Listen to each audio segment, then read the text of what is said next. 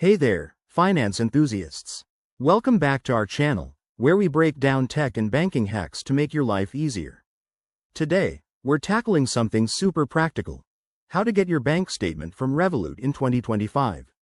With Revolut's ongoing updates, managing your finances has never been simpler, but let's walk through it step by step so you can do it confidently and quickly.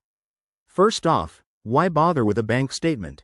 It's essential for tracking expenses, preparing taxes, or even applying for loans.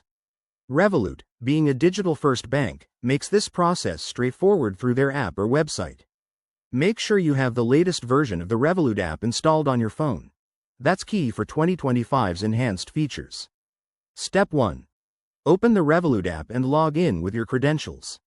If you're on a computer, head to the Revolut website and sign in there.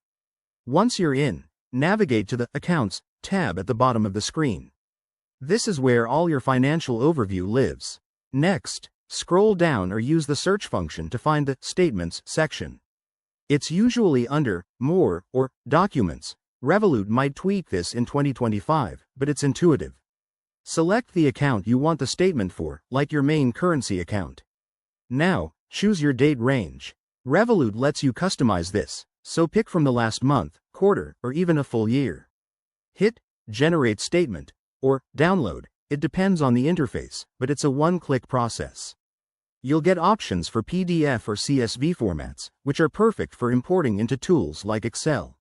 One quick tip: if you run into any issues, like errors or delays, double-check your internet connection or contact Revolut support through the app.